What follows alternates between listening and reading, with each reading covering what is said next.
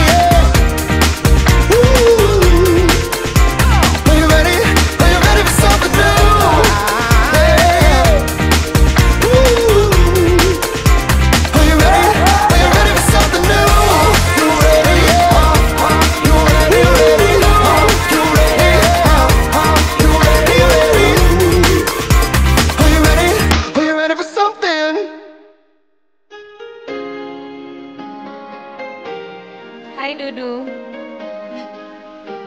This day has finally come. My younger self could never have imagined that I would be standing here today in front of God and all our loved ones, friends, family, and witnesses. Lapas sa napulo na katuig, kita unang nagkahimangan. Ugani niya itong mga higayuna, parang makaingon ko nga dilit ni maong bayhana para kanako. Ni wala gani na ako damha nga moabot pa kining adlaw. Daghan og pasulay. Ang tisyo. Daghan og pagsulay nga atong mga nagyan pero buotan ng Dios. O gani ang kakaroon sa akong atubangan. Nagbisti og puti. Nagtabon og belo. Nagpaiyom sama sa usa ka anghel na mikon sa gikan sa kahitasan.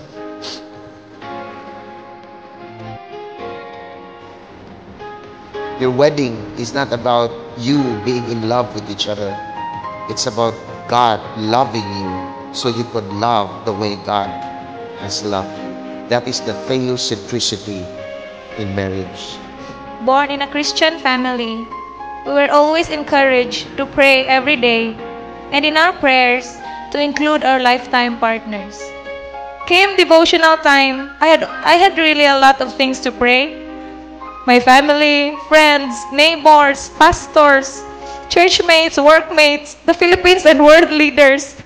Nevertheless, I remembered what you asked me, so I prayed for you. It was then that God spoke to me and reminded me of my prayers to give me a man who will make me pray for him. And for the first time in my life, I cried while praying for a man, and that man was you.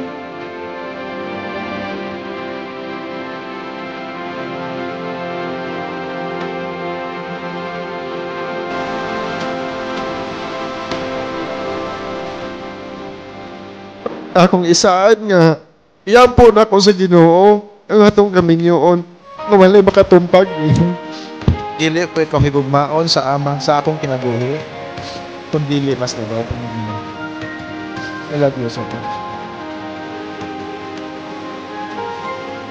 From this day onwards, I take you as my wedded husband in prosperity, in blessing, in health, in progress, in joy, in growth, and together, by the grace of God, against ungodly life patterns and against all forces of darkness.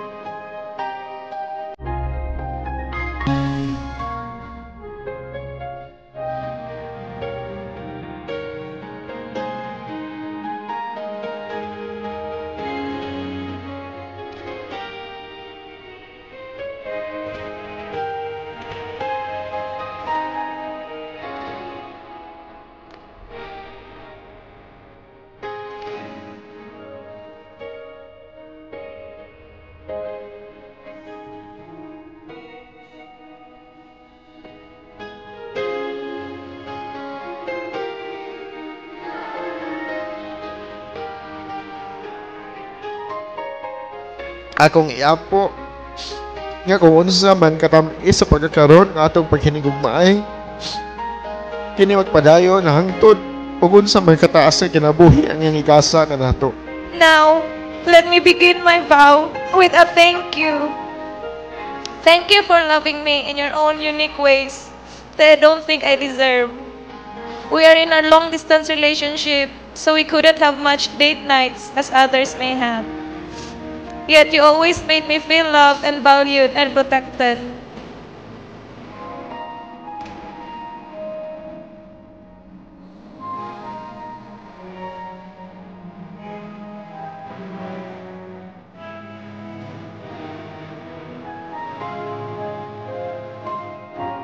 Akong isaad nga ang akong gugma kanimo sa kanunay ang magpatumbabaw. Kung gugma ang magpatiwala natong duha, inubanan sa grasya sa Ginoo. Mosunod ra ang tanang kaayuhan nga dili na kinahanglan pag-isaad. I commit to growing with you, learning from each other as we build a life together.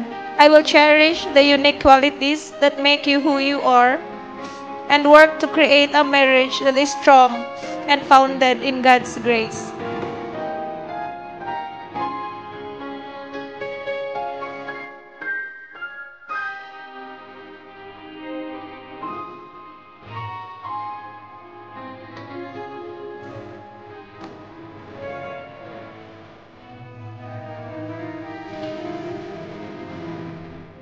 Akong isaad nga himuon ko ikaw nga rayna sa atong panimalay. Sama nga ikaw gihatag kanako nga usa ka prinsesa sa imong mga ginikanan. And I also vow to love your family and respect them as you love them.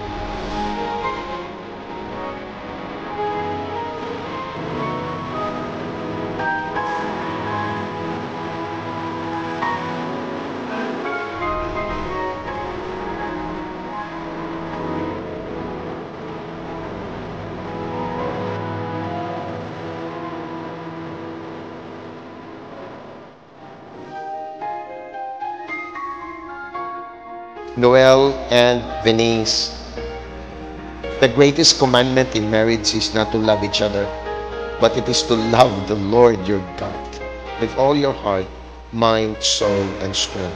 Because you see, if you love God with all your heart, mind, and soul and strength, you will love each other the way God has loved.